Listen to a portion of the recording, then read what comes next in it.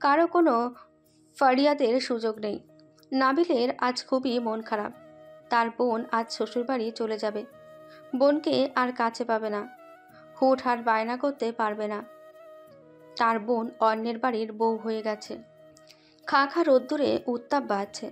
ঘরময় ছড়িয়ে থাকা সোনালি রোদ উষ্ণতা আরও বাড়াচ্ছে। ইদানিং গরম পড়েছে প্রচুর। আর এই গরমে শাড়ি পরে থাকা মানে ভেতরে ভেতরে সিদ্ধ হয়ে যাওয়া। নবনীর অবস্থা একেবারে যাতা। এমন অবস্থায় হবে জানলে নিশ্চয়ই বিয়ের পিড়িতে বসতো না। আপু আসবো? দরজার কাছে দাঁড়িয়ে আছে নাবিল। নবনী তাকিয়ে দেখল তাকে। আদরের ভাইকে দেখে মুখে হাসির রেখা প্রশস্ত হলো। হেসে উত্তর দিল, আয়। নাবিল এলো ঘরের ভেতর। নবনী সোজা হয়ে বসল। কিছুক্ষণ আগেই খেয়েছে, এখন শুয়ে বিশ্রাম নিচ্ছিল। নাবিল গিয়ে বসলো বিছানায়। আমি তোমাকে খুব মিস করবো আপু। বাবা চলে যাওয়ার পর একমাত্র তুমিই আমার সমস্ত শখ আবদার পূরণ করেছো। নবনীর খুব কান্না পেল। সে তো এই মানুষগুলোকে ছেড়ে যেতে চায় না। কেন মেয়েদেরকে তার প্রিয় মানুষগুলোকে ছেড়ে অন্যের ঘরে যেতে হয়? যুগ বদলেছে, তাহলে এই নিয়মটা কেন ভেঙে দেওয়া হয় না? নবনীর চোখ থেকে কয়েক ফোঁটা স্বচ্ছ জল গড়িয়ে পড়ল। নাবিল তার বোনের চোখের জল সন্তর্পণে মুছে দিল। নবনী জড়িয়ে ধরল নাবিলকে। মির্জা বাড়িতে ছোট ছোট মরিচবাতি দিয়ে সাজানো হয়েছে, আলোয় আলোকিত হয়েছে। ছাদের প্যান্ডেল টানানো হয়েছে। সিঁদুর লাল বেনারসিতে নববধূ রূপে নবনীকে দেখে মুখের হাসি প্রসারিত বিস্তৃত হলো মিসেস লাবণ্যের মুখশ্রী। কত দিনের শখ মেয়েকে বধূরূপে দেখবেন বলে। নবনীকে সাজিয়েছে হিয়া আর রূপা। হালকা সাজে কি অপরূপ লাগছে তাকে। মাথায় লম্বা ঘোমটা টেনে দেওয়া। বরপক্ষ অনেকক্ষণ আগেই রওনা দিয়েছে, যে কোনো মুহূর্তে চলে আসতে পারে। মিসেস লাবণ্য মেয়েদের তাড়া দিলেই রূপা আর হিয়া এখনও রেডি হয়নি। তিনি ওদের দুজনকে পাঠিয়ে দিলেন রেডি হবার জন্য। আজ আমার নবর মাঝে 25 বছর আগের আমিটাকে দেখতে পাচ্ছি। নবনী অবাক চোখে চেয়ে রইল মায়ের মায়াবী মুখ পানে। মিসেস লাবণ্য মেয়ের মাথায় হাত রেখে বললেন, খেয়েছিস কিছু? নবনী মাথা দুপাশে ঝাঁকিয়ে বলল, হুম। আচ্ছা, একটু অপেক্ষা কর, আমি তোর জন্য খাবার নিয়ে আসছি।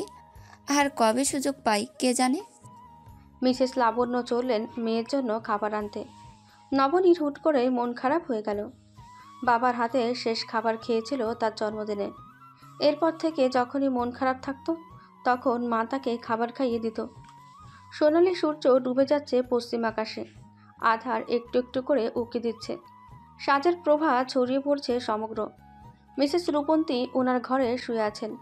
হঠাৎ করে শরীরটা খারাপ লাগতে শুরু করেছে ওনার। কাল রাতেও ছেলের চিন্তায় ঘুম আসছিল না। অহেতুক উল্টোপাল্টা চিন্তা মাথায় জেঁকে বসে বারবার। কাল থেকেই মনটা কেমন অস্থির হয়ে আছে। কোনো কিছুতেই মনোনিবেশ করতে পারছেন না তিনি। মিস্টার হানিফ মির্জা এখন খুবই ব্যস্ত। বর্তমানে তিনি এখন মেয়ের বাবা। সমস্ত দায়িত্ব ওনার কাঁধে। তার উপর হৃদও বাড়িতে নেই যে কিছুটা নিশ্চিন্ত হবেন তিনি। বাইরে শোরগোল বেঁধেছে। নবনীর ঘরের দুয়ার খুলে রূপা এগিয়ে এসে বলল, দুলাব্রো এসে গেছে। আমি কি করব? সেই খুশিতে একটু নাগিন ডান্স দে। নবনী শাসানো দৃষ্টিতে তাকাতেই থেমে গেল রূপা। আগের জায়গাতে দাঁড়িয়ে থেকে বলল, তুই লক্ষ্মী মেয়ের মতো ঘোমটা দিয়ে বসে থাক, আমি গেলাম গেট আটকাতে। শালিক পাখি বলে কথা। যা। গেট আটকেছে রূপা, নাবিল, হিয়া, সাবিয়া। তাদের দাবি 5,000 টাকা। কিন্তু বরপক্ষ তাদের দাবি মানতে নারাজ। এই নিয়ে লেগেছে বরপক্ষ কনেপক্ষর তর্কাতর্কি। কিছুটা ভাবের সাথে এগিয়ে এলো রূপা। এসেই প্রণয়কে বলল, আমাদের দাবি না মানলে বউ খুঁজে পাবেন না দুলাব্রো। রূপার কাঁধে হাত রেখে সাভা বলল, এতদিন শুনে এসেছিলাম জুতা লুকানোর কথা, এখন থেকে জানবেন বউ লুকোনোর কথা। তো আমাদের দাবি ঝটফট মেনে নিন। আদর আর রিহান ভাব দেখিয়ে বলল, বললেই হলো। আগে হ্যাঁ, বললেই হলো। শালিকাদের আবদার আর কথাবার্তা শুনে ভালোই মজা লুটছে প্রণয়। আরও কথা কাটাকাটি হওয়ার আগেই রূপার হাতে একটা খাম ধরিয়ে দিল সে। প্রণয়কে বরণ করে বাড়ির ভেতরে আনা হলো। বরযাত্রী হিসেবে অনেকেই এসেছে। প্রণয়ের নানু বাড়ি থেকেই অধিকাংশ, কারণ মিস্টার কাউসার মাহমুদের কোনো ভাই বোন নেই। বরযাত্রীদের মধ্যে ছেলেদের দেখভাল করছেন মিস্টার হানিফ মির্জা, তন্ময় আর নাবিল। মেয়েদের দেখভাল করছে রূপা, হিয়া, মিসেস তানিয়া এবং মিসেস লাবণ্য। আজ দ্বিতীয়বার একটা ফোন কল নবনীর জীবন আবারও বদলে দিল। 2 বছর আগে এমনই একটা ফোন কল করতে গিয়ে হারিয়েছিল তার জীবনের সবচেয়ে গুরুত্বপূর্ণ মানুষটাকে। আজ আবারও দ্বিতীয় গুরুত্বপূর্ণ মানুষটাকে হারাতে বসেছে। নবনী ধপ করে বসে পড়ল মেঝেতে। শরীর অসাড় হয়ে আসছে, চোখ দুটো ঝাপসা হয়ে আসছে ক্রমশ। এতক্ষণে হই হুল্লোড়ে মেতে ওঠা পরিবারটাই নিমেষেই আধার নেমে এলো। প্রণয় আর তন্ময় মিলে গাড়ি বের করলো। নাবিল আর হিয়া ছাড়া বাকি সবাই গেল। তন্ময়ের বাবা মা আর হৃদের বাবা মা তন্ময়ের গাড়িতেই উঠলেন। এদিকে মিসেস লাবণ্য, রূপা, নবনীকে নিয়ে প্রণয় চলল হাসপাতালে। হসপিটালের কাছাকাছি এসে জ্যামে পড়তে হয়েছে সবাইকে। হৃদের জন্য চিন্তায় প্রত্যেকটা মানুষ অস্থির হয়ে আছে। কথায় আছে না, বিপদের পথ ফুরায় না। আজও ঠিক তেমনটাই হচ্ছে। ঘড়িতে এখন রাত 8টা। প্রায় আধ ঘন্টা পর জ্যাম ছুটে কাঙ্ক্ষিত স্থানে পৌঁছে হসপিটালের রিসেপশনিস্টকে জিজ্ঞেস করতেই হৃদ কোন কেবিনে আছে সেটা ফটফট করে বলে দিয়েছে। সবাই দ্রুত পায়ে সেদিকটাই গেলেন। নবনী সবার পেছনে। তার পা চলছে না, মনে হচ্ছে তার পা ক্রমশ অকেজো হয়ে আসছে। লেহেঙ্গায় পা আটকে পড়ে যেতে নিলেই প্রণয় তাকে আগলে নিল। মৃদু কণ্ঠে বলল, সাবধানে। নবনী শুনল না। আগের ভঙ্গিতেই এগিয়ে যেতে লাগলো হৃদের কেবিনের দিকে। কাচের জানালা ভেদ করে উকি দিয়ে দেখছে হৃদকে। ডক্টর চিকিৎসা শুরু করেছেন। সবাই শুধু আল্লাহর নাম নিচ্ছেন। কিছুক্ষণ পর ডক্টর কেবিন থেকে বের হয়ে আসলেন। মিস্টার হানিফ মির্জা প্রণয় এগিয়ে গেল ডক্টরের কাছে। মিস্টার হৃদয় মির্জার বাড়ির লোক আপনারা? জি ডক্টর। গলার স্বর থরথর করে কাঁপছে মিস্টার হানিফ মির্জার। কাঠখোট্টা লোকটা আজ কান্না করছেন। মিসেস রূপন্তী বসা থেকে উঠে দাঁড়ালেন। সবাই ডক্টরের কাছে আসলো। প্রণয় জিজ্ঞেস করল, ডক্টর, পেশেন্ট কেমন আছেন? অবস্থা খুব একটা ভালো না, যে কোনো সময় যে কোনো কিছু একটা হয়ে যেতে পারে। না ডক্টর, প্লিজ এমন কথা বলবেন না। আপনারা যে করে হোক আমার ছেলেকে সুস্থ করে দিন। টাকা নিয়ে চিন্তা করবেন না। বিষয়টি এখন আর টাকার বা চিকিৎসার মাঝে নেই। মানে? আমি বলছি তোমাদের। সবাই অবাক চোখে তাকালো প্রণয়ের দিকে। নবনী মেহেদি রঙা হাত নিজের মাঝে শক্ত করে আগলে নিল প্রণয়। মেয়েটার হাত ক্রমশ কাঁপছে। খুব করে উপলব্ধি করতে পারছে সে। একবার সবাইকে অবলোকন করলো। প্রণয় কি করে জানে সেটাই ভাবছে নবনী। প্রণয়ের দিকে এগিয়ে আসলেন মিস্টার হানিফ মির্জা। অসহায় ওনার কণ্ঠস্বর। কি বলবে তুমি বাবা? কলেজে পড়াকালীন সময় থেকে আমরা পরিচিত। হৃদের অসুস্থতার কথা কিছুদিন আগেই জানতে পেরেছি। আমাকে প্রমিস করিয়েছিল কাউকে যেন না বলি। আমার পক্ষে আর লুকিয়ে রাখা সম্ভব হচ্ছে না। হৃদের ব্রেইন ক্যান্সার হয়েছে। অপারেশন করার কোনো সুযোগ নেই। ছোট্ট একটা টিউমার হঠাৎ করে ক্যান্সারে কনভার্ট হয়েছে। এখানে থেকে ভালো চিকিৎসা করানো সম্ভব না, আর এখন সেটা লাস্ট স্টেজে।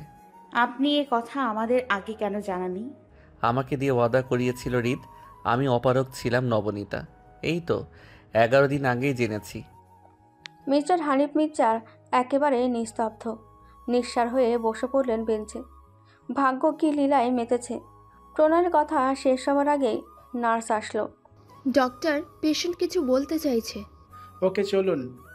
ডক্টর ব্যস্ত ভঙ্গিতে চললেন হৃদকে দেখার জন্য। কিছুক্ষণ পর কেবিন থেকে বের হয়ে আসলেন এবং জিজ্ঞেস করলেন, পেশেন্টের বাবা মা কি এখানে? মিসেস রূপন্তী চোখের পানি মুছে বললেন, আমরা পেশেন্ট আপনাদের সাথে দেখা করতে চাচ্ছেন। মিসেস রূপন্তীকে নিয়ে হৃদের কেবিনে গেলেন মিস্টার হানিফ মির্জা। ডক্টর আবারও বললেন, চাইলে আপনারাও যেতে পারেন। সবাই একসঙ্গেই ঢুকলেন। বেডে শুইয়ে রাখা হয়েছে হৃদকে। নিঃশ্বাস শরীরটা অস্থিরতায় কাতরাচ্ছে। প্রণয় নবনীকে নিয়ে গেল কাছে। ঝাপসা চোখে হৃদ নবনীকে বউ সাজে দেখে ক্ষীণ হাসল। কত স্বপ্ন দেখেছিল এভাবেই একদিন নবনীকে নিজের বউরূপে দেখবে। দৈবাত ঝড় এসে সব স্বপ্ন হঠাৎ করে ধূলিসাৎ করে দিয়ে গেল। হাতের ইশারায় হৃদ নবনীকে ডাকল। প্রণয় নবনীকে নিয়ে গেল হৃদের কাছে। কম্পিত কণ্ঠে বলতে শুরু করলো। অনেক স্বপ্ন দেখেছিলাম আমাদেরও ছোট্ট ছোট্ট সংসার হবে, যেখানে থাকবে শুধু ভালোবাসা আর তোমার ছোট্ট ছোট্ট অভিমানগুলো। আর আমি সেই অভিমানগুলো এক নিমেষেই গায়েব করেও তোমার ভালোবাসার চাদরে মুড়িয়ে রাখবো। আমি চাইলাম তোমাকে, আর তুমি আমাকে এক আকাশ সম বিষণ্ণতা উপহার দিলে। তুমি দুনিয়ার সব থেকে নিষ্ঠুর প্রেমিক। আমাকে কষ্ট দিতে তোর হৃদয়টা একটু কাঁপলো না? বিশ্বাস করো, তোমাকে যতটা কষ্ট দিয়েছি তার থেকেও বেশি ক্ষত বিক্ষত হয়েছে আমার এই পাপিষ্ঠ দেহ। কি করে তোমাকে এই অনিশ্চিত জীবনের সাথে জড়াই? সাহেব, তুমি খুব খারাপ। একটু একটু করে আমাকে একা করেছো তুমি। আজন্মভর এই অভিযোগ থেকেই যাবে। হৃদ মৃদু হেসে বলল। আমার হৃদয় হরণই বুঝি মান করেছে? নবনী আর নিজেকে সামলে রাখতে পারল না, অযোধ্যারায় অশ্রুপাত করল। নবনীর চোখের জল সহ্য হলো না হৃদের। আবারও কম্পিত কণ্ঠে থেমে থেমে বলল। কেঁদো না নবনী, তোমার হৃদয় ভাঙার শাস্তি তো আমাকে পেতেই হতো। আমি সত্যিই অপয়া। তা না হলে জীবনের গুরুত্বপূর্ণ দিনেই কেন প্রিয় মানুষগুলো হারিয়ে যায়? এই কথাটা আর কোনোদিন বলবো না।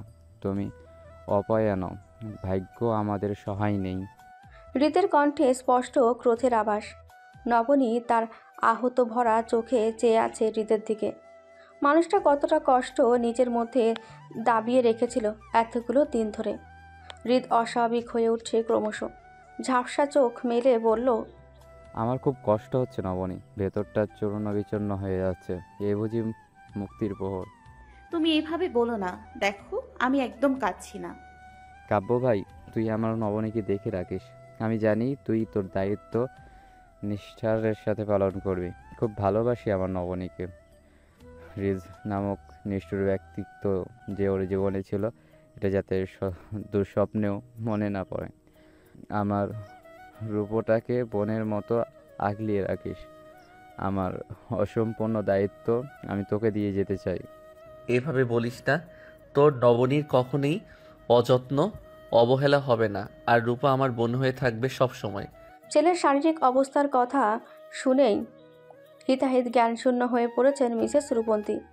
একমাত্র ছেলে ওনার। ছোট থেকে বড্ড আদরে মানুষ করেছেন তিনি। ভেতরটা ছিঁড়ে যাচ্ছে ওনার। হৃদ যে এতটা কষ্ট নিজের মাঝে দাবিয়ে রেখেছে, সেটা এতদিন কেউ ঘুণাক্ষরও টের পায়নি।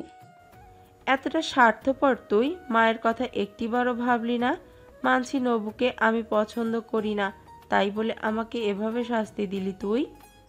নবনীকে যেমন ভালোবাসি তার থেকেও বেশি আমি তোমাকে ভালোবাসি মা। তোমার কথা অমান্য করতাম কিভাবে বলো? তোর কিচ্ছু হবে না, আমি কিছু হতে দেব না। ওগো শুনছো তুমি?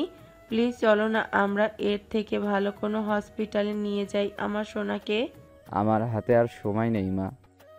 মিসেস রূপন্তী চিৎকার করে কাঁদছেন। সেই সাথে কাঁদছে রূপা। তার প্রিয় ভাইয়ের এই অবস্থা কিছুতেই মেনে নিতে পারছে না সে। ভাই, তোমার রূপুর কি হবে? কার সাথে নিজের মনের কথাগুলো শেয়ার করবে? হৃদের পালস রেট ক্রমশ কমে আসছে। রীতিমধ্যেই শ্বাস নেওয়া কষ্টকর হয়ে উঠেছে তার কাছে। ডক্টর অপারক। এই লাস্ট স্টেজে ওনাদের কিছুই করার নেই। হৃদ ঘোলাটে চোখে চেয়ে আছে নবনীর দিকে। পরিষ্কার দেখতে পাচ্ছে না, উপস্থিত সবার চোখেই পানি। মিসেস রূপন্তী নিজেকে সামলে রাখতে পারছে না। মিস্টার হানিফ মির্জা আগলে রেখেছেন ওনাকে। কেবিনের ভেতর শুধু নবনী আর প্রণয় রয়েছে। রোগীর অবস্থা আগের থেকেও শোচনীয়, তাই ডক্টর দুজনকেই অ্যালাউ করেছেন। ওদের দুজনকেও থাকতে দিতেন না, শুধুমাত্র হৃদের শেষ ইচ্ছে বলে ডক্টর আর কিছু বললেন না। নবনীকে সামলে রেখেছে প্রণয়। মেয়েটা ক্রমশ অসাড় হয়ে পড়ছে। হঠাৎ করেই এত বড় ধাক্কাটা সহ্য করে উঠতে পারছে না। এই জন্মে তোমাকে পাওয়ার স্বাদ আমার মিটল না। এইটুকু বলেই একটু একটু করে চোখ বুজে এলো হৃদের। আর কোনো রেসপন্স পাওয়া গেল না তার পক্ষ থেকে। ডক্টর পালস চেক করলেন, এরপর সাদা কাপড়টা দিয়ে হৃদের মুখটা ঢেকে দিয়ে বললেন, sorry, he is no more. আবারও থমকে গেল নবনীর জীবন। কোনো এক আনন্দের মুহূর্তে এভাবে যে তার বাবাকেও হারিয়েছিল, আজও তার ব্যতিক্রম হলো না। নবনী কান্না করতে ভুলে গেছে যেন। কেমন পাথর হয়ে লেপ্টে রয়েছে প্রণয়ের বুকে। ঝাপসা চোখে চেয়ে আছে হৃদকে শুইয়ে রাখা বেডের দিকে। প্রণয়ের চোখ দিয়ে অবাধ্য জল বারংবার গড়িয়ে পড়ছে। মাঝে মাঝে পুরুষ মানুষেরও কাঁদতে হয়, মন হালকা করার জন্য হলেও কাঁদতে হয়।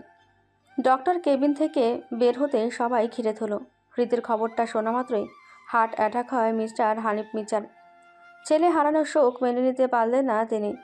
মিসেস তানিয়া এবং মিস্টার মাহিন ওনার পাশে রয়েছে। হসপিটালেই অ্যাডমিট করানো হয়েছে মিস্টার হানিফ মির্জাকে।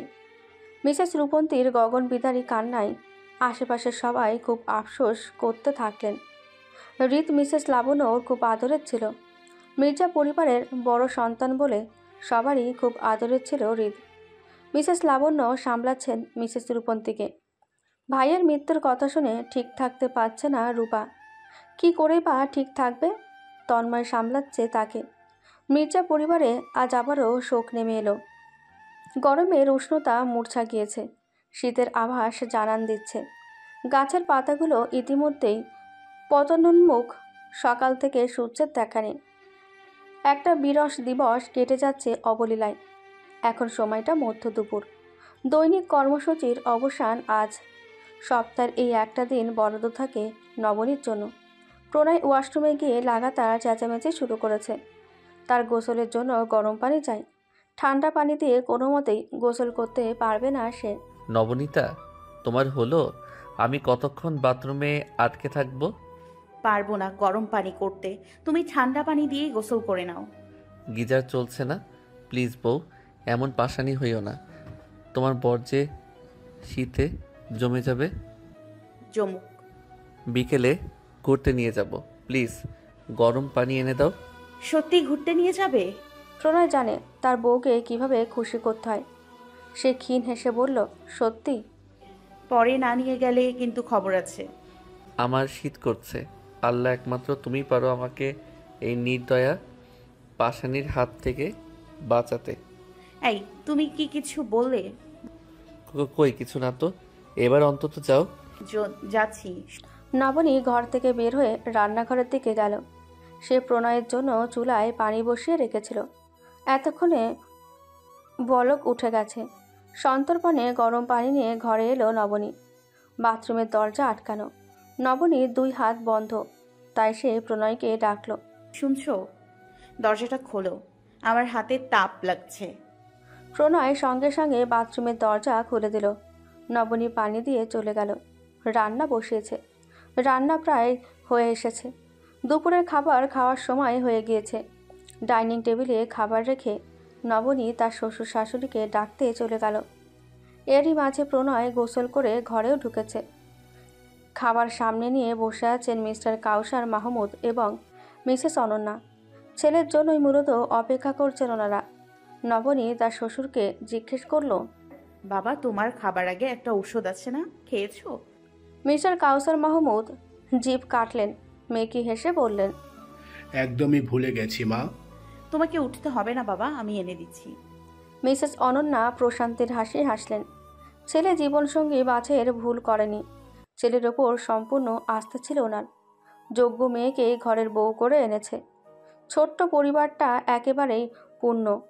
এরই মাঝেই প্রণয় এসে তার মায়ের পাশে চেয়ারটায় বসল। নবনী ওষুধ এনে দিল মিস্টার কাউসার মাহমুদকে। সবাই একত্রে বসে খাবার খেলো। ঘড়ির কাঁটা ঠক ঠক শব্দ করে যাচ্ছে ক্রমাগত। সময় থেমে থাকে না, এটাই তার প্রমাণ। রাতের প্রহর গাঢ় হচ্ছে, সেই সাথে পাল্লা দিয়ে বাড়ছে কনকনে শীত। দক্ষিণা দৈবাত হাওয়া সারা ঘরময় শীতল ঝড় তুলে দিচ্ছে। গভীর ঘুমে আচ্ছন্ন নবনী। একটু উষ্ণতা পাওয়ার আশায় লেপ্টে আছে প্রণয়ের বক্ষে। প্রণয় নবনীর চুলে আলতো হাত বুলিয়ে দিচ্ছে। নবনীতা। প্রণয়ের ডাক ঘুমের ঘোরেও শুনল নবনী। ঘুম কিছুটা হালকা হয়েছে, তবে চোখ মেলে তাকায়নি। সেভাবেই লেপ্টে রইল প্রণয়ের সাথে। জড়ানো কণ্ঠে বলল, হুম। নবনীর কানের কাছে উষ্ণতা অনুভব করল। প্রণয় তার কানের কাছে মুখ এনে ফিসফিসিয়ে বলল, ওঠো বউ। ঘুমের মাঝে ভ্রুযুগল কুচকে নবনী জিজ্ঞেস করল, কেন? বেচারি নবনী ঘুম ভাঙিয়ে ছাড়ল প্রণয়। টইটুম্বুর 2 চোখে পিটপিট করে তাকালো নবনী। ঘুমের রেশ রয়ে গেছে। বসে 2বার হাই তুলল। প্রণয় মেকি ভদ্র ছেলে বনে নবনীর গালে সশব্দে চুমু খেয়ে বলল, শুভ জন্মতিথি বউ। এমন আদরে অভিলাষে অবাক হলো নবনী। ঘুম উবে গেছে তার। সে তো তার জন্ম তারিখটা চিরতরে মন থেকে মুছে ফেলেছিল। যে দিনটা তার জীবন থেকে সবচেয়ে গুরুত্বপূর্ণ মানুষটাকে কেড়ে নিয়েছে, সে তারিখটা মনে রেখেই বা কী লাভ? নবনীর বিষাদ মলিন মুখটা দুহাতের আদলে নিল প্রণয়। অত্যন্ত ক্ষীণ স্বরে বলল, মৃত্যুতে তো কারো হাত নেই, তুমি পারো নাই একটা দিন আমাকে দিতে? মৌনতা গ্রাস করছে নবনীকে। প্রণয় আবারও বলল, আমি কিছুই জানি না, আমার একটাই কথা, প্রতিটা বছরের দিনটা তুমি শুধুমাত্র আমাকে দেবে, ব্যাস। নবনী অবাক চোখে চেয়ে রইল প্রণয়ের মুখ পানে। এই লোকটাকে যতই দেখছে ততই অবাক হচ্ছে। মাঝে মাঝে একটু একটু মুগ্ধ হয়। কি নিদারুণ নিজের দায়িত্ব পালন করে যায় লোকটা। ছেলে, জামাতা, স্বামীর দায়িত্ব নিখুঁতভাবে পালন করে যাচ্ছে। এখানে অভিযোগের কোনো স্থান নেই। নবনী একবার ভাবল, অতীত আঁকড়ে আর বাঁচবে না সে। অতীত ভুলে প্রণয়ের হাতে হাত ধরে এগিয়ে যাবে সামনের দিকে। নবনী কিছু বলছে না দেখে প্রণয় আবারও বলল, কি হলো, কিছু বলছো না যে? দেব। তোমাকে অনেক অনেক ধন্যবাদ নবনীতা। জানো তো, নবনীতা বলে আমার বাবা আমাকে ডাকতো। প্রণয়ের মুখে হাসি প্রসারিত হলো। মসৃণ অমায়িক এই হাসি নজর কাড়ল নবনীর। মন্ত্রমুগ্ধের নয় চেয়ে রইল সেই হাসির দিকে। আজ কেক কাটতে বাধা নেই তো? আজ না আছে কোনো পিছুটান আর না আছে কোনো বাধা। That's like my women. নবনীর প্রশান্তির হাসি হাসল। হুট করে জুড়ে যাওয়া সম্পর্ক মেনে নেওয়া খুব একটা সহজ ছিল না। নবনী বাধ্য হয়েছে যত্নশীল, স্নেহশীল এবং দায়িত্বশীল প্রণয়ের প্রেমে পড়তে। মানুষ বলে প্রথম ভালোবাসা ভুলে যাবার নয়। নবনী কখনো ভুলতে চায় না। তাই বলে কি দ্বিতীয়বার কাউকে ভালোবাসা বারণ? অবশ্যই না। এমন একজন জীবনসঙ্গীর প্রতি প্রণয়াসক্ত হওয়া দোষের কিছু নয়। তবে এই জার্নিটা খুব একটা সহজ ছিল না। ভাঙাচোরা নবনীকে নবরূপে নিজের করে নিয়েছে প্রণয়। নবনী তার অতীতের পাতায় আবারও ডুব দিল। 3 মাস আগে হৃদের মৃত্যুতে যতটা না ভেঙে পড়েছিল, তার চেয়ে বেশি কষ্ট দিয়েছে ছোট্ট একটা অসমাপ্ত চিঠি। চিঠিটা ছিল হৃদয়ের লেখা শেষ প্রণয় কাব্য। মিস্টার নাহিদ মির্জা গত হয়েছেন আজ 4 মাস পূর্ণ হলো। নবনীর মাঝে চঞ্চলা স্বভাব ক্রমশ হ্রাস পাচ্ছে। নিজের মানুষগুলো যেভাবে কটু কথা শোনায়, কী করে বা ঠিক থাকা যায়? মনমরা মেয়েটাকে এভাবে দেখতে একটু ভালো লাগে না হৃদের। মনে মনে একটা অসাধ্য এবং কঠিন সিদ্ধান্ত নিয়েছে সে। এর ভবিষ্যৎ তার জানা নেই। 7 পাঁচ না ভেবেই মায়ের ঘরের দরজার সামনে চলে এলো হৃদ। আসবো মা। হৃদকে দেখে খুশি হলেন মিসেস রূপন্তী।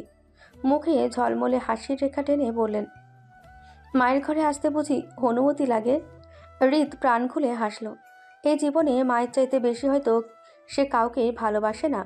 তার জীবনের সব থেকে বেশি অগ্রাধিকার হচ্ছে তার মায়ের, তারপর অন্য সব। মিসেস রূপন্তীর কাছে গেল হৃদ। আজ একটা গুরুত্বপূর্ণ কথা বলার আছে মায়ের কাছে। সে জানে তার মা কখনো তার কোনো ইচ্ছা অপূর্ণ রাখবেন না। মিসেস রূপন্তী বিছানায় বসে আছেন। হৃদ তার মায়ের কোলে মাথা রেখে শুয়ে পড়ল। মিসেস রূপন্তী সযত্নে ছেলের চুলে আলতো হাত বুলিয়ে দিলেন। হৃদ আমতা আমতা করে বলল, মা, তোমার সাথে আমার কিছু কথা ছিল। কি কথা বল বাবা। হৃদ শোয়া থেকে উঠে বসল। মিসেস রূপন্তী হাতটা ধরে বলল, আমি জানি আমার সব সিদ্ধান্ত তুমি সব সময় পাশে থাকবে। অবশ্যই আমি আমার ছেলের পাশে সব সময় আছি। মা, আমি নবনীকে ভালোবাসি, ওকে বিয়ে করতে চাই। মিসেস রূপন্তী বিশ্বাস করতে পারছেন না ওনার ছেলে এই কথা এসে বলবে। তিনি পলকহীন চেয়ে রইলেন বেশ অনেকক্ষণ। তিনি কিছু বললেন না দেখে হৃদ ভয়ে ভয়ে তার মাকে জিজ্ঞেস করল, হলো মা, কথা বলছো না কেন? যেই কথাটা আজ বলেছিস সেইটা আর কোনোদিন মুখে আনবি না। কেন মা? কারণ ওই অপয়া মেয়েকে কখনোই আমি আমার ছেলের বউ হিসাবে মানব না। জন্মদিনে নিজের বাবাকে খেয়েছে, এখন এসেছে আমার সংসারটা ছাড়খাড় করতে। মা, তুমি আমার মা, এমন ধারণা কি করে মনের ভিতরে রাখতে পারো তুমি? তুই আমার একমাত্র ছেলে, অনেক শখ আহ্লাদ রয়েছে তোকে ঘিরে। তুই যদি আমার কথা অমান্য করে নবুকে বিয়ে করিস তাহলে আমি আত্মহত্যা করব। এই কথাটা তুমি কি করে বলতে পারলে? প্লিজ মা, এমন কথা তুমি বলো না। নবনীকে ছাড়া আমি থাকতে পারবো না। আমি তোমাকে ছাড়াও থাকতে পারবো না। আমি যে তোমাদের দুজনকেই ভালোবাসি। আমি আমার কথা বলে দিয়েছি, বাকিটা তোমার সিদ্ধান্ত। আর হ্যাঁ, আমি কি করতে পারি সেটা সম্পর্কে অবশ্যই তুমি অবগত। এবার তুমি আসতে পারো, আমাকে কিছুক্ষণ একা থাকতে দাও।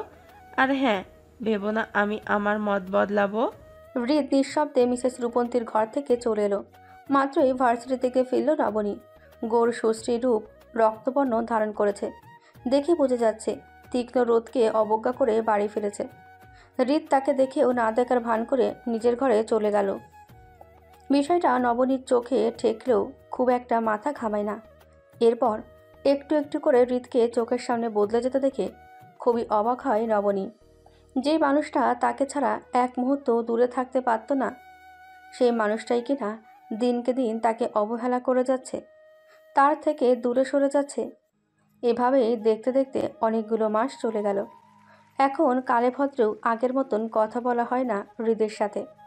বসার ঘরে তখন কেউই ছিল না। সুযোগ বুঝে নবনী হৃদকে জিজ্ঞেস করলো, হঠাৎ করেই বদলে গেলে কেন? মানুষ বদলাই কারণে অকারণে। এটা আমার উত্তর হলো না, কারণটা বলো। আমাকে এভাবে উপেক্ষা করার মানে কি? তাহলে সত্যিটা বলি। অবশ্যই আমি মিথ্যে শুনতে পারবো না। তাহলে শোনো, তোমাকে আমার আর ভালো লাগে না। আমার অন্য কাউকে পছন্দ হয়েছে, তাকেই বিয়ে করব। শুধু শুধু এতিম পরিবার টানাটা আমার পক্ষে সম্ভব না। হৃদের অতি তুচ্ছ একটা কথা নবনীর মনে আজন্ম কালের জন্য দাগ টেনে গেল। তাকে আর পছন্দ নয়, এই কথাটা খুব সহজেই মেনে নিতে পারত, কিন্তু এভাবে এতিম বলাতে নবনীর হৃদয়টা ক্ষত বিক্ষত হয়ে গেল মুহূর্তেই। টলটলে চোখে কিয়ৎক্ষণ চুপ করে চেয়ে রইল অচেনা মানুষটার দিকে। এই হৃদকে আজ খুবই অচেনা মনে হচ্ছে নবনীর। এভাবে না বললেও পারতে। নবনী কাঁদতে কাঁদতে চলে গেল তার ঘরে। দুয়ার আটকে শটানভাবে শুয়ে পড়ল বিছানায়। অপয়া এই জীবনটায় আজ কিছুই নেই, পুরোপুরি নিঃস্ব হয়ে গেছে সে। হৃদ অপলকভাবে দরজার দিকে চেয়ে রইল। না চাইতেই অনেক বড় আঘাত দিয়েছে সে তার নবনীকে। অপারক হৃদ দীর্ঘশ্বাস ফেলে বাড়ি থেকে বেরিয়ে গেল। সময় তার আপন গতিতে অতিবাহিত হয়ে যায়, কারোর জন্যই থেমে থাকে না সময়। বিষাদ ভরা জীবনে 2 বছর কি অবলীলায় কেটে গেল। চোখের সাথে সাথে একে অপরের পরিবর্তন লক্ষ্য করেছে হৃদ আর নবনী। কেউ বা ভাগ্যের পরিহাসে, কেউ বা বহুরূপী মানুষের সংস্পর্শে। সাদা কাগজে রিপোর্ট পড়ে থমকে গেছে হৃদের জীবন। তার হাতে যে খুব বেশি সময় নেই। অজান্তেই কত বড় রোগটাকে নিজের মাঝে একটু একটু করে লালন করেছে। কাছের মানুষগুলোকে ছেড়ে চলে যেতে হবে ভাবতেই অন্তরাত্মা কেঁপে উঠল হৃদের। আজ অনেকগুলো দিন পর হৃদ লিখতে বসেছে। নিজের অপূর্ণতার কথা জানিয়ে যেতে চায় সে। যেখানে তার প্রতি কারো ঘৃণার রেশ একটুও না থাকে, কারোর ঘৃণার অথবা দীর্ঘশ্বাসের কারণ হতে চায় না সে, তবুও দীর্ঘশ্বাসের কারণ হয়ে আজীবন বেঁচে থাকবে সে। প্রিয় নবনী, আমার হৃদয় হরণী, আমার অভিমানী চিঠি যখন তোমার হাতে থাকবে তখন হয়তো তুমি কষ্ট পাবে, নিজের অপারগতায় প্রশ্ন তুলবে। কিন্তু আসলে কথা কি জানো, যেদিন আমি জানতে পেরেছিলাম আমার হাতে খুব বেশি সময় নেই, সেদিন আমি চোখের আমার মৃত্যুকে দেখেছি। পর নিজের জন্য কিছু চাওয়ার সময়ও পেলাম না। এদিকে মায়ের বলা কথাগুলো, অন্যদিকে আমার অনিশ্চিত জীবন। এমন জীবন কি করে তোমাকে জড়াই? চন্দ্র সূর্য যেমন সত্য, তেমনই একটা চিরন্ত সত্য হলো আমি তোমাকে ভালোবাসি নবনী। মৃত্যু আমার পিছু কখনোই ছাড়বে না। মনে হলো তোমাকে কথাগুলো জানিয়ে রাখা প্রয়োজন। এত কষ্ট নবনী ছোট্ট মস্তিষ্ক ধরে রাখতে পারেনি। জ্ঞান হারিয়ে হৃদের শূন্য ঘরটায় পড়ে থাকে সে। হৃদের লেখা শেষ চিঠিটাও সেখানেই পড়ে রইল। পরে নবনীর খোঁজ করা হলে প্রণয় হৃদের ঘরে তাকে পাওয়া যায়। তার পরের দিনই প্রণয় নবনীকে নিয়ে বাড়ি ফিরে আসে। সূর্যের প্রখরতা খুবই রুক্ষ, তীব্র রোদের ঝলকানিতে মস্তিষ্ক ঝলসে ওঠার মতন। নবনী বিছানায় বসে স্থির চিত্তে চেয়ে রয়েছে সর্বগ্রাসী ঝলমলে রোদের দিকে। এখন সময়টা মধ্য দুপুর। মলিনতা গ্রাস করেছে সুশ্রী রূপে। চোখের নিচে পড়েছে আবছা কালচে দাগ। কৃষ্ণগুচ্ছ কেশ রূপ নিয়েছে খসখসে। এখনো গোসল করিসনি? নবনী দৃষ্টি ফিরিয়ে তাকালো মিসেস অনন্যার দিকে। হঠাৎ করে রোদের আলো থেকে চোখ ফিরিয়েছে বিধায় সব কিছু অন্ধকার দেখছে নবনী। বার কয়েক পলক ফেলে পূর্ণ দৃষ্টিতে আবারও তাকালো মিসেস অনন্যার দিকে। তিনি মাত্রই গোসল করে এসেছেন। নবনীর খেয়াল নিতে এসে দেখলেন একভাবে বসে আছে মেয়েটা। সমগ্র মুখ পানে ছেয়ে গেছে মলিনতার ছোঁয়া। নবনী দুপাশে মাথা ঝাঁকিয়ে বলল, এমন ছেলে মানুষই করলে হয়? দেখ তো চুলগুলো কি অবস্থা হয়েছে। মেয়ের এমন মলিন মুখটা দেখতে কোনো মায়ের ভালো লাগে বল? নবনী আবারও দুপাশে মাথা ঝাঁকিয়ে বলল, চল গোসল করবি, আমি তোর চুলে শ্যাম্পু লাগিয়ে দিচ্ছি। মিসেস অনন্যা জোর করে নবনীকে বাথরুমে নিয়ে গেলেন। নিজ হাতে নবনীর চুলে শ্যাম্পু করে দিলেন। মেয়েটাকে সর্বক্ষণ এভাবে চুপচাপ দেখতে ভালো লাগে না ওনার। মিসেস অনন্যা রান্নাঘরে গিয়ে নবনীর জন্য খাবার বেড়ে নিয়ে আসলেন। নিজের হাতে ভাত মাখিয়ে খাইয়ে দিলেন তিনি। নবনী অবাক হয়ে শুধু দেখেই গেল। বাবা মা ছাড়া কখনোই কেউ তার এভাবে যত্ন নেয়নি। মিসেস অনন্যা যত্ন করে নবনীর চুলে তেল দিয়ে দিলেন। খসখসে চুলগুলো যেন প্রাণ ফিরে পেয়েছে। দিনান্ত কেটে গিয়ে ব্যাকুল রজনীর ঈষৎ কৃষ্ণাবছায় আচ্ছন্ন মেদিনী। ঘেমে যাওয়া শার্ট শরীরের সাথে লেপ্টে আছে প্রণয়ের। ক্লান্ত শরীরে বাড়ি ফিরেছে। অফিসে খুব চাপ ছিল আজ। তার উপর নতুন দায়িত্ব কাঁধে তুলে দিয়েছে। ব্যস্ততার মাঝে নবনীর খেয়াল রাখতে ব্যর্থ হচ্ছে প্রণয়। অনুশোচনা গ্রাস করছে। হৃদের কাছে দেওয়া শেষ কথাটুকু রাখতে ব্যর্থ হচ্ছে প্রণয়। সারা ঘরময় অন্ধকার করে রাখা। প্রণয় ঘরে এসে আলো জ্বালাতেই দেখতে পায় নবনী ঘুমাচ্ছে। নবনীর ঘুমন্ত সুশ্রী দেখে মুহূর্তেই সমস্ত ক্লান্তি উবে গেল প্রণয়ের। মেয়েটা প্রয়োজনের তুলনায় অনেক বেশি শান্ত হয়ে গেছে। প্রণয় আলমারি থেকে ট্রাউজার আর তোয়ালে নিয়ে বাথরুমে চলে গেল। লম্বা সময় ধরে গোসল করে বের হলে প্রণয়। এখন কিছুটা সজীব লাগছে। দুপুরে কাজের ব্যস্ততায় ঠিক করে খাওয়া হয়নি বিধায় খিদেও পেয়েছে খুব। ঘুমন্ত নবনীকে জাগাতে ইচ্ছে হলো না প্রণয়ের। এত রাতে মাকেও বিরক্ত করতে ইচ্ছে হচ্ছে না। সারাদিন পর একটু বিশ্রাম নিচ্ছেন হয়তো। নিজেই বেড়ে খাওয়ার সিদ্ধান্ত নিল প্রণয়। ডাইনিং টেবিলের সামনে আসতে দেখতে পেল মিসেস অনন্যা রান্নাঘরে খাবার গরম করছে। প্রণয় গিয়ে চেয়ার টেনে বসল। মিসেস অনন্যা খাবার বেড়ে দিলেন। তুমি আবার জাগতে গেলে কেন মা? আমার ছেলে না খেয়ে আছে আর আমি পড়ে পড়ে ঘুমাবো? প্রণয় হাসল খানিকটা। মায়ের ভালোবাসা সবসময় অতুলনীয়ই হয়। পৃথিবীতে নিঃস্বার্থভাবে কেউ যদি ভালোবাসে সে হচ্ছে মা। প্রণয় ভাত মেখে মুখে পুরে খেতে খেতে বলল, নবনীতা খেয়েছে? তোর বাবা আর আমি মিলে একটা সিদ্ধান্ত নিয়েছি। প্রণয় খাওয়া থামিয়ে তার মাকে জিজ্ঞেস করলো, কি? 3 দিন তোর অফিস যেতে হবে না। বৌমাকে নিয়ে চট্টগ্রাম থেকে ঘুরে আয়। মেয়েটার একটু খোলামেলা জায়গা থেকে ঘুরে আসা প্রয়োজন। তোর বাবা রিসোর্ট বুক করে রেখেছেন। ট্রেনের টিকিটও কাটা হয়ে গিয়েছে। কিন্তু মা, নবনীতা। আমি কোনো কিছু শুনতে চাইছি না। এখন চুপচাপ খেয়ে নে। কাল সকালের ট্রেন। দুজনের প্রয়োজনীয় জামা কাপড় লাগেজে গুছিয়ে নিস। তরকারি মজা হয়েছে, আর একটু দাও। ব্যাকুল রজনীর ঈষৎ কৃষ্ণাভ আধার কাটিয়ে প্রত্যুষে সূর্যের তেজস্বী ক্রমশ উঁকি দিচ্ছে। আলোকিত হচ্ছে মেদিনী। নবনী এখনও ঘুমাচ্ছে। ইদানিং খুব ঘুম কাতরে হয়েছে। ঘুম ছাড়া কিছুই বোঝে না। প্রণয় কিছুক্ষণ আগেই উঠেছে ঘুম থেকে। রাতে লাগেজ গুছিয়ে রেখেছিল। এখন শুধু দুজনে তৈরি হয়ে রওনা হওয়ার অপেক্ষা। নবনীতা উঠুন। কিছুটা নড়ে চড়ে উঠল নবনী। ঘুমো ঘুমো কণ্ঠে বলল, আমাদের যেতে হবে, উঠুন, নইলে ট্রেন মিস করব। ঘুমের ঘোরে অবাক হলো নবনী। কিছুটা ঘুম ছুটে গেছে ইতিমধ্যেই। ট্রেন মিস করার কাহিনীটা ঠিক বোধগম্য হলো না। চোখ পিটপিট করে তাকাতেই দেখতে পেল প্রণয় তার দিকে কিছুটা ঝুঁকে আছে। হতভম্ব হলো নবনী। ঘাবড়ে গিয়ে ঝটপট উঠে বসলো। ট্রেন মিস করবো মানে? আমরা ঘুরতে যাচ্ছি। হঠাৎ করে ঘুরতে যাওয়ার কথা শুনে অবাক হয়ে জিজ্ঞেস করলো, কোথায়? যেতে যেতে বলবো, এখন উঠুন, আমাদের রেডি হতে হবে।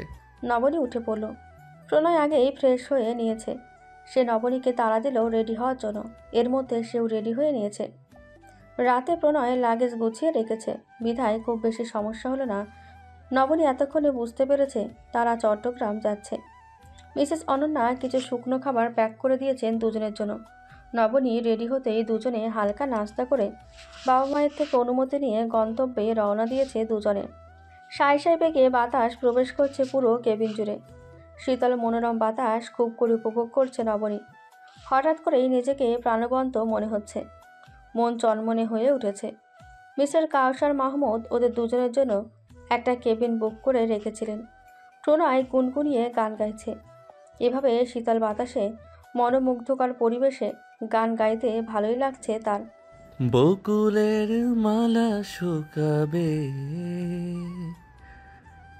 রেখে দেব তার সুরভি,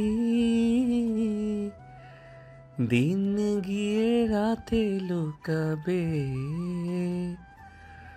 মুছো না কো আমারই ছবি,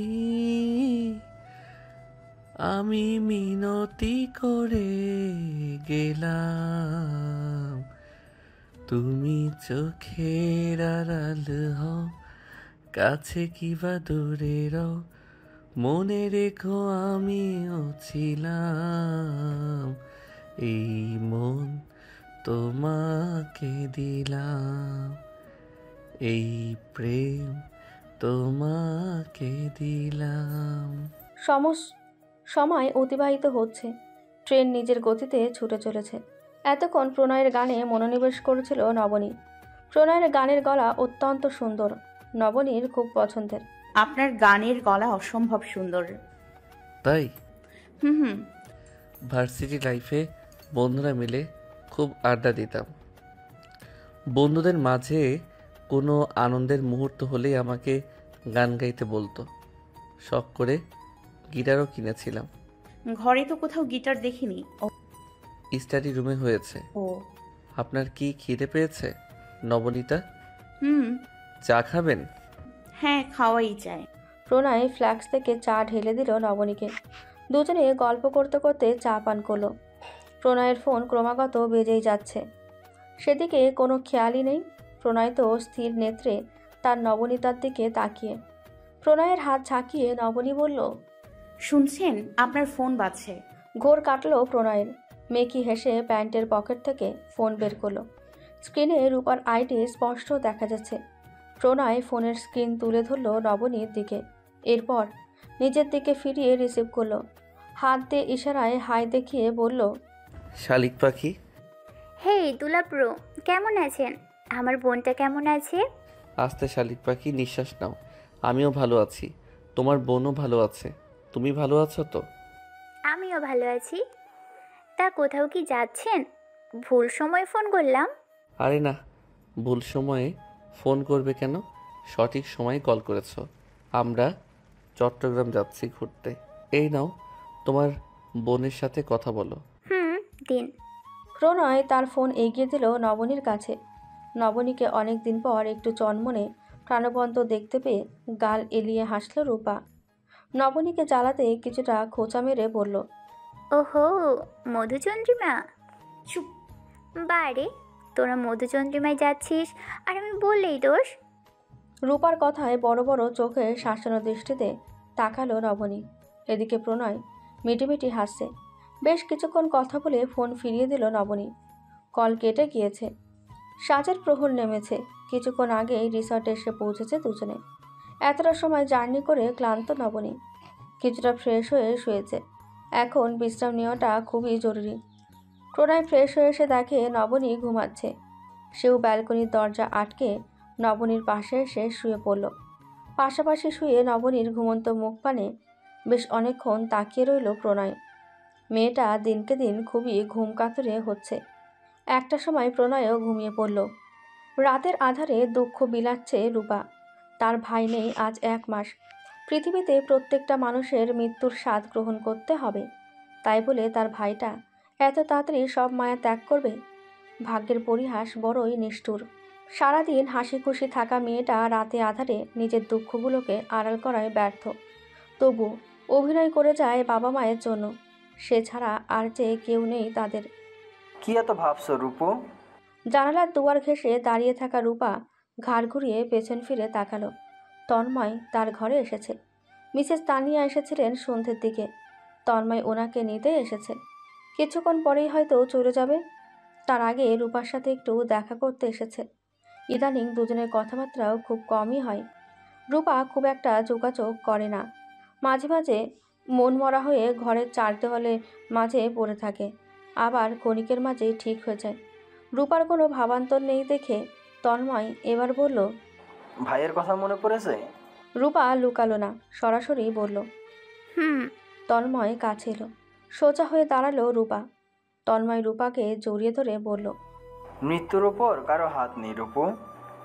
হয়তো আল্লাহ এটাই চেয়েছিলেন। এখন তুমি যদি মন খারাপ করো তাহলে মামা মামিকে কে সামলাবে? মামির অবস্থা দেখেছো?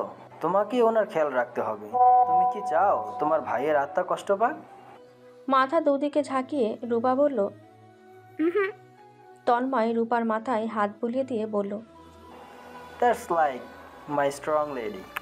ঈষৎ কৃষ্ণাব আধার রজনী, তরঙ্গ লীলার উত্তাল ধ্বনি বারংবার কর্ণগোচর হচ্ছে। সায় সায় বেগে দৈবাত হাওয়া এসে প্রবেশ করছে গ্রিলবিহীন আলিন্দে। সাজের প্রহর কাটিয়ে মেদিনীর বুকে রজনী নেমেছে বহু সময় আগে। নবনীর ঘুম ভেঙেছে কিছু সময় হয়েছে। উঠে ফ্রেশ হয়ে হালকা কিছু খেয়েছে। ঘুমিয়ে অনেকটা হালকা লাগছে। শরীরের মেজমেজে ভাবটা চলে গেছে। এখান থেকে দূরে যেখানে দৃষ্টি যাচ্ছে শুধু আধার আর আধার। মাঝে মাঝে কিছু সোডিয়ামের হরিদ্রাব্য আবছা আলোও দেখা যাচ্ছে। কি এত ভাবছেন নবনীতা? তেমন কিছুই না, এখানে এসে ভালোই লাগছে। রিসোর্টটা আপনার পছন্দ হয়েছে? এখনো তো ঘুরেই দেখলাম না। প্রণয় মেকি হেসে বলল, ও তাই তো, আমরা কাল ঘুরতে বের হব। তা হঠাৎ করেই ঘুরতে আসার প্ল্যান যে? একটু রিফ্রেশমেন্টের প্রয়োজন ছিল। অবশ্য ভালোই হয়েছে, বাড়িতে খুব দম বন্ধকর লাগছিল। ঘুমাবেন না? এখানে আসার পর থেকেই তো ঘুমালাম, এখন আর ঘুম আসছে না। মনে হয় না এত সহজে ঘুম আসবে বলে। এখানে বসে তাহলে আড্ডা দেওয়া যাক। নবনী সাদা টাইলসের মেঝেতে বসে বলল, কফি? প্রণয় ঘরের ভেতরে চলে এলো কফি অর্ডার করতে। অর্ডার করার মিনিট 10 মধ্যেই ওয়েটার এসে কফি দিয়ে গেল। প্রণয় রিসিভ করে চলল ব্যালকনির দিকে। নবনী সেখানেই বসে আছে। আপনার কফি। প্রণয়ের হাত থেকে কফি মগ নিল নবনী। ব্যালকনিতে ছোট ছোট রং বেরঙের আলো জ্বলছে, সেই সাথে যোগ হয়েছে মৃদুমন্দ সমীরণ। নবনী কফি মগে চুমুক দিল। আচ্ছা, আপনাকে একটা প্রশ্ন জিজ্ঞেস করতে পারি? জি অবশ্যই। আপনি সেদিন বলেছিলেন না আমাকে আপনি অনেক আগে থেকে চেনেন? চিনি তো। কিভাবে? বিয়ের আগে আপনাকে কখনো দেখেছি বলে আমার মনে হয়নি, কিন্তু একটু আধটু চেনা চেনা লাগে। আপনার কলেজের সামনে একদিন কুকুরের দৌড়ানি খাওয়ার কথা মনে আছে? নবনী মনে করার চেষ্টা করল। সেদিন খুব বৃষ্টি ছিল। সমস্ত রাস্তা জুড়ে ছিল কাদা পানিতে ভরপুর। মায়ের শত বাধা অবজ্ঞা করে পিচ্ছিল রাস্তা দিয়ে কলেজে এসেছিল সে। রাস্তায় একটা রিক্সা পর্যন্ত মেলেনি। যেনতেনভাবে কম্পিউটার ক্লাস করে বাসায় ফিরছিল নবনী। কিছুদিন যেতেই অনেকগুলো কুকুর রাস্তার মোড়ে ঝগড়া করছিল। সবসময়ের মতোই কুকুর খুব ভয় পায় নবনী। আশেপাশেও খুব একটা মানুষ নেই। হঠাৎ করেই একটা কুকুর দৌড়ে তার কাছে আসছিল, যা দেখে অন্তরাত্মা কেঁপে উঠল নবনীর। মায়ের কথা অমান্য করার শাস্তি পাচ্ছে সে। মনে মনে প্রতিজ্ঞা করল, এই জীবনে মায়ের কথা অমান্য করবে না। কুকুরটা প্রায় তার কাছেই চলে এসেছে। নবনী আল্লাহ গো বাঁচাও বলে চিৎকার করে উঠল। পেছন ফিরে পালাতে চেষ্টা করবে তার আগেই কারোর সাথে ধাক্কা লেগে যায় নবনীর। ভয়ে সর্বাঙ্গ কাঁপছে তার। মুহূর্তেই চোখ বন্ধ করে ফেলল। রিনরিনে গলার আওয়াজ পেল নবনী। চোখ পিটপিট করে তাকাতেই দেখতে পেল একটা ছেলে কুকুরগুলোকে হুসহুস করে তাড়াচ্ছে, আর কুকুরগুলো অবলীলায় চলে গেল। এই কাজটা তো সেও করতে বাধ্য। নবনী মনে মনে নিজেকে ভৎসনা জানালো। ছি নবনীতা, তুই একটা ভীতুর ডিম। কিন্তু সে যে ভীতু এটা তো ছেলেটার সামনে প্রকাশ করা যাবে না। মেয়েকে সাহসী বনে স্বাভাবিক হয়ে দাঁড়ালো নবনী। ছেলেটাকে একবার পরখ করলো। অতি গৌরবর্ণের ছেলেটাকে তার কাছে ব্রয়লার মুরগির মতো মনে হলো। ক্লিন শেভ করা ছেলেটা চোখে সানগ্লাস পরে ঘুরছে। নবনীর কাছে অদ্ভুত ঠেকল। এই বৃষ্টি বাদলের দিনে সানগ্লাস, লাইক সিরিয়াসলি? মনে মনে খুব হাসি পেলেও তেমনটা করলো না সে। ছেলেটা এগিয়ে এসে নবনীকে জিজ্ঞেস করলো, আপনি ঠিক আছেন?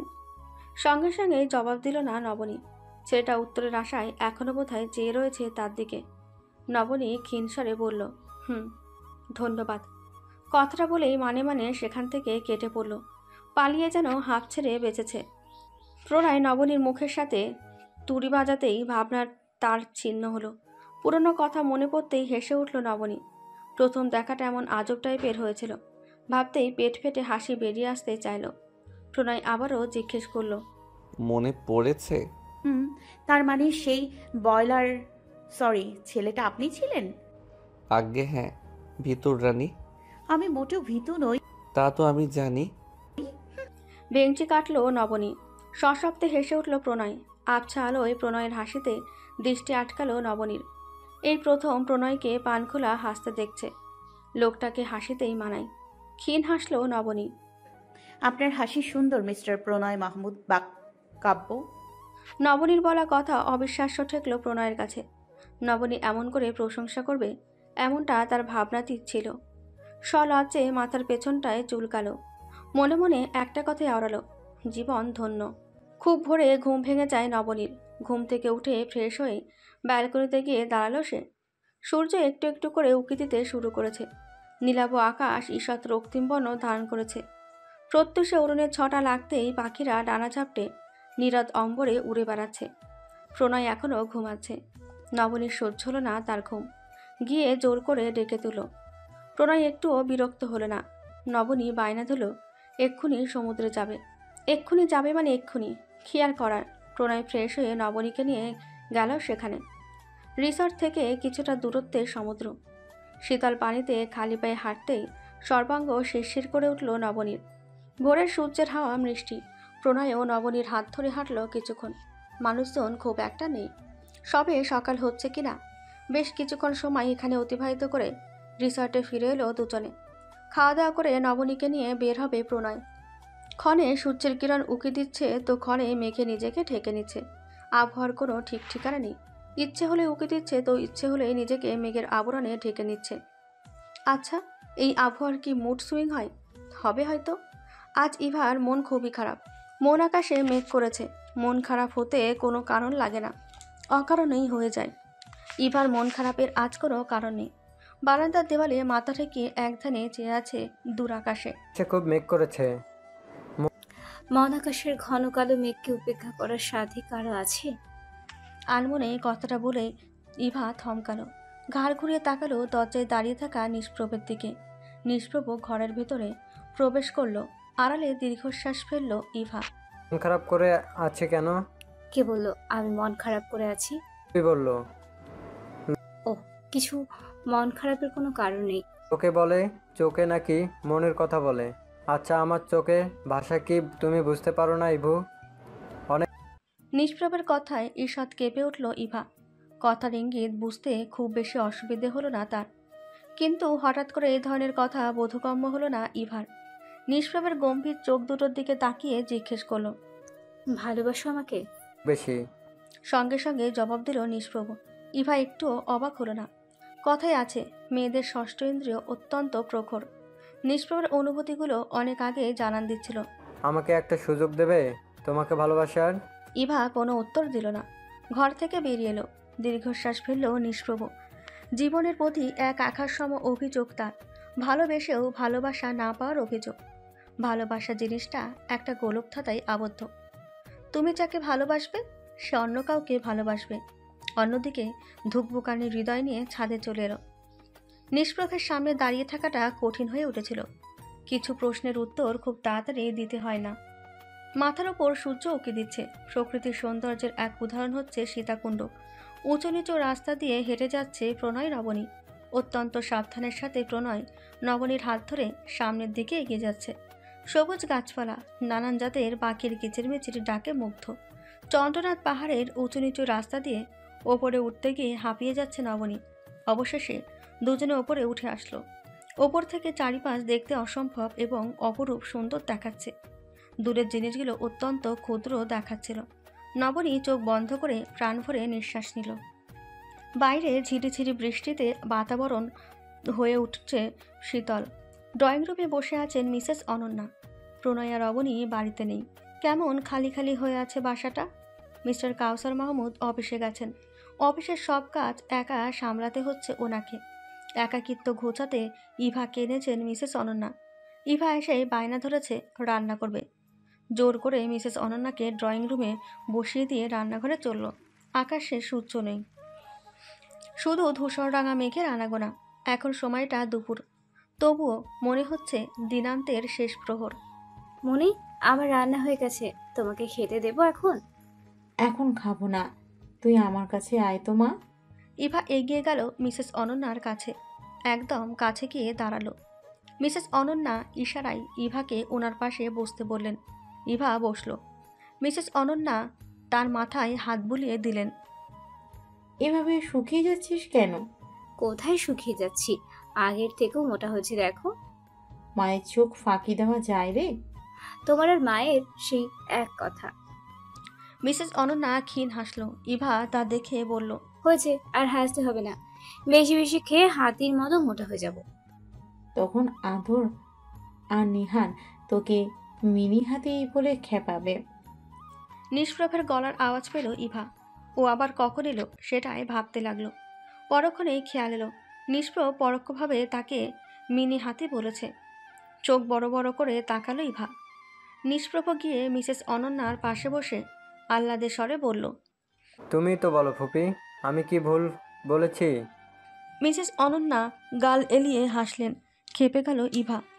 মিসেস অনন্যা ওনার ঘরে চলে গেলেন। খাওয়ার আগে একটা ওষুধ খেতে হবে ওনার। তিনি চলে যেতেই ইভা সন্ধিয়ান দৃষ্টিতে নিষ্প্রভের দিকে তাকিয়ে বলল, তুমি আমাকে মিনি হাতি বললে নিষ্প্রভ ভাই? আমি কোথায় বললাম? বলবে তো নিহান আর আদর। ওদের নাম করে কথাটা তো তুমি বললে। তোমার ভাই মনে হলো? তাই। তাহলে সেটাই। নিষ্প্রভ ভাই বলেই চেঁচিয়ে উঠল ইভা। নিষ্প্রভ তার মুখ চেপে ধরে বলল, বারবার ভাই বলে ডাকবে না তো, আমার নিষ্পাপ হৃদয় সহ্য করতে পারে না। আজব, ভাইকে ভাই ডাকবো না তো কি ডাকবো? অনেক কিছুই ডাকতে পারো, তার মধ্যে একটা হলো মামাতো বর। নিষ্প্রভ মেকি ভদ্র বোকা ছেলে বনে বসে রইল সোফায়। তার এমন কথায় ইভা যেন আসমান থেকে টপকালো। কাল বলল ভালোবাসার কথা, আজ আবার অন্য কথা শুরু করে দিয়েছে লোকটা। ইভা ফ্যাল করে চেয়ে রইল নিষ্প্রভের দিকে। কি বলো এসব? তোমার মনের খবর তো আমি জানি। কিছু জানো না তুমি? অনেক কিছুই জানি, তার মধ্যেও একটা হলো তোমার মন অনেক আগেই আমাকে দিয়েছে। ভুল জানো। ভুল না। ইভা কুশন ছুঁড়ে মারল নিষ্প্রভের দিকে। সশব্দে হেসে উঠল নিষ্প্রভ। এমন জ্বালাময়ী হাসি দেবো না তো। প্রেমে পড়ে যাবে? আগে না, গা জ্বলে যায়। নিষ্প্রভ আবারও হেসে উঠল। হেলান দিয়ে সোফায় আয়েশ করে বসল। বিরক্ত হয়ে ইভা চলে গেল মিসেস অনন্যার ঘরে। সবুজে ঘেরা প্রকৃতির প্রেমে পড়েছে নবনী। খোলা আকাশের নিচে, খোলা পরিবেশে নিজেকে ভীষণ হালকা লাগছে। দূরে যেখানেই চোখ যাচ্ছে শুধু গাছ আর গাছ। ঘরবাড়িগুলো ছোট্ট ছোট্ট দেখাচ্ছে। পাহাড়ের চূড়া থেকে নামতে বেশ অনেকটা সময় লেগেছে ওদের। নামার সময় জিরিয়ে জিরিয়ে নেমেছে। ইতিমধ্যে নবনীর ভীষণ খিদে পেয়ে গেল। সেই সকালে হালকা কিছু নাস্তা করেছিল। এখন তো দুপুর গড়িয়ে বিকেল হবার পথে। প্রণয় নবনীকে নিয়ে আগেই একটা রেস্তোরাঁয় ঢুকলো। রেস্তোরাঁর পরিবেশটা খুবই পরিপাটি আর মানানসই। মন ভালো হয়ে যাবার মতো। পর্যটকরা ঘুরতে এলে তা চোখে বাঁধবেই। প্রণয় নবনীর জন্য ভাত অর্ডার দিল। দুজনে এখন ভাত খাবে। রিসর্টে ফেরার পথে নবনী বায়না ধরল সকালের মতো এখনও সমুদ্রে গিয়ে গা ভেজানো। প্রণয় তার কোনো আবদারই অপূর্ণ রাখল না। খালি পায়ে দুজনে পাশাপাশি হাঁটল বেশি কিছু সময়। প্রণয়ের এক হাতে জুতো আর অন্য হাতে নবনীকে আঁকড়ে ধরেছে। সূর্য এতক্ষণে পশ্চিম আকাশে হেলে পড়েছে পুরোপুরি। সমুদ্রের ধারে সূর্যাস্ত দেখতে অসম্ভব সুন্দর দেখায়। নবনী স্থির নেত্রে দেখল অনেকটা সময়। এদিকে প্রণয় তারই অগোচরে বেশ অনেকগুলো ছবি আর সেলফি তুলল। এতটুকু ঘুরেই ক্লান্ত নবনী। বাইরে থেকে এসেই গোসল করে নিয়েছে। কিছুটা হলেও হালকা অনুভব করছে এখন। দিনান্তের প্রভা অনেক আগেই কেটে গেছে। মেদিনীর বুকে নেমেছে আধার। নবনী বিছানার এক পাশে এলোমেলো হয়ে ঘুমিয়ে আছে। ঘরে জ্বলছে আবছা ডিম লাইট। পুরো ঘর শীতল হয়ে রয়েছে। ব্যালকনির দরজা বন্ধ থাকলেও বিছানার পাশে জানালার দুয়ার খোলা রাখা। মৃদুবন্ধ সমীরণ এসে প্রবেশ করছে ঘরের ভেতর। ঘুমের মাঝেই একটু আধটু শীত করেছে নবনীর। প্রণয়ও তার পাশেই শুয়েছে। উষ্ণতা পেয়ে প্রণয়ের অনেকটা কাছে চলে এসেছে নবনী। বিড়াল ছানার মতো মিশে রইল প্রণয়ের বুকে। নবনী এক হাতে জড়িয়ে ধরেছে প্রণয়কে। বেঘরে ঘুমিয়ে থাকা নবনী বুঝতেই পারছে না তার অচেতন শরীরটা লেপ্টে রয়েছে প্রণয়ের সাথে। ঘুমের মাঝে হঠাৎ করে নিজের ওপর ভার কিছু উপলব্ধি করল প্রণয়। বুকের ওপর উষ্ণ নিঃশ্বাস অনুভব করল সে। ঘুম কিছুটা হালকা হয়ে এসেছে। নবনী যে তার বুকে মাথা রেখে ঘুমোচ্ছে সেটা ডিম লাইটের আবছা আলোয় বুঝতে এক বিন্দু দেরি হলো না। অধর প্রসারিত হলো প্রণয়ের। ব্যাকুল হৃদয়ে খেলে গেল অনুভূতির ঢেউ। দু হাতে জড়িয়ে ধরল অর্ধাঙ্গিনীকে। চোখ বন্ধ করে সঙ্গিনীর চুলে শুষ্ক ওষ্ঠতায় স্পর্শ করল। এরপর মোটা কম্বল টেনে নিল শরীরে। গাঢ় আন্ধিকা কাটিয়ে পৃথিবীর বুকে আলো ফুটতে শুরু করেছে। ব্যালকনিতে দুটো পাখি সমানতালে কিচিরমিচিরে মেতে উঠেছে। সেই শব্দেই ঘুম ভাঙল নবনীর। ঘুম থেকে উঠেই বুঝতে পারল সে নিজে থেকে প্রণয়কে জড়িয়ে ধরে ঘুমিয়েছিল। এক রাশ লজ্জায় সে হানা দিল। গৌরবর্ণ রূপে লজ্জায় লাল আভা ছড়ালো। সন্তর্পণে প্রণয়ের কাছ থেকে নিজেকে ছাড়িয়ে লাগেজ থেকে জামাকাপড় নিয়ে ওয়াশরুমে থেকে ফ্রেশ হয়ে এলো।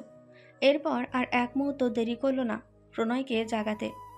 তার ডাকে সঙ্গে সঙ্গে ঘুমও ভেঙে গেল প্রণয়ের। ঘুম ভাঙলো তাহলে? আপনার ডাকে ঘুম থেকে না উঠে থাকতে পারি? নবনী ক্ষীণ হাসল। প্রণয় একদৃষ্টে চেয়ে রইল প্রেয়সীর মায়াবী সুশ্রী রূপে, যে রূপে সে মুগ্ধ হয় ক্ষণে ক্ষণে। কি হলো, এভাবে তাকিয়ে কি দেখছেন? আপনাকে। প্রণয়ের অকপটে জবাবে স্তম্ভিত আর হতভম্ব হয়ে রইল নবনী। প্রণয় কথা কাটাতে বলল, এভাবে বসে থাকলে চলবে? উঠে রেডি হয়ে নিন, বের হব। প্রণয় তোয়ালে নিয়ে ওয়াশরুমে চলে গেল। নবনী ফ্যালফ্যাল করে তার যাওয়ার পানে চেয়ে রইল অনেকটা সময়। এরপর বসা থেকে উঠে আয়নার সামনে দাঁড়িয়ে রেডি হয়ে নিল নবনী। এতক্ষণে প্রণয়ও রেডি হয়ে গিয়েছে। এরপর একসঙ্গে সকালে নাস্তা করে বেরিয়ে পড়ল। দুজনে যাবে ঝর্ণা দেখতে। রিসর্ট থেকে বের হতেই প্রণয় নবনীকে নিয়ে সিএনজিতে চলল। বাসে করে নবনীকে নিয়ে যাবে না। কাল বাসে চড়ে নবনীর অবস্থা খারাপ হয়ে গিয়েছিল। আজও তার পুনরাবৃত্তি হোক সেটা প্রণয় চায় না। বড় বড় গাছের পাশ দিয়ে যাচ্ছে এবড়ো খেবড়ো পাথুরে দুর্গম রাস্তা। সবুজে ঘেরা প্রকৃতির প্রেমে মাতোয়ারা নবনী। অতি সাবধানে এক পা দুপা করে সামনের দিকে এগিয়ে যাচ্ছে। দূর হতেই জলরাশির ঝনঝনে শব্দ কর্ণগোচর হলো দুজনের। হাঁটতে হাঁটতে এক প্রকার হাঁপিয়ে উঠেছে নবনী। শক্ত করে ধরে আছে প্রণয়ের হাতটা। বড় বড় গাছের আড়াল হতে দুপুরের রোদ উঁকি দিচ্ছে, তবে তার প্রখরতা ক্রমশ নিম্ন। পাহাড় ভেদ করে উঁকি দিচ্ছে জলস্রোত। উঁচু পাহাড়ের গা বেয়ে আছড়ে পড়া জলরাশি সাদা বর্ণ ধারণ করেছে। সেগুলোই নিচে জমে বুদবুদে রূপ ধারণ করেছে, অনেকটা সাবানের ফেনার মতো। নিচে জমে থাকা পানিগুলো একদম পরিষ্কার স্বচ্ছ। প্রণয়া নবনী কাঙ্ক্ষিত স্থানে এসে নিঃশ্বাস ফেল। অনেকটা পথ অতিক্রম করে এখানটায় এসেছে দুজনে। ক্লান্ত নবনী একটা বড় পাথরের ওপর বসল। কোমর ধরে গিয়েছে তার।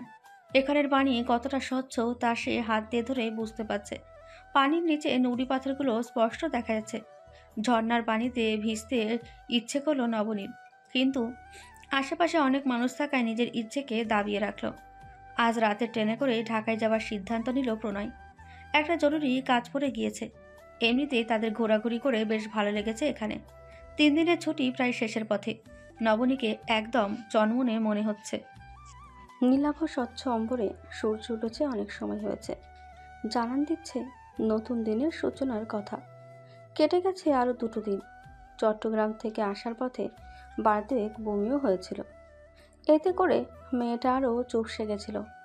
লং জার্নি করার ক্ষেত্রে বরাবরই হিমশিম খেতে হয় নবনীকে। আজ বেশ ফুরফুরে মেজাজে রয়েছে নবনী। কাল সারাটা দিন ঘুমিয়েই কেটেছে তার।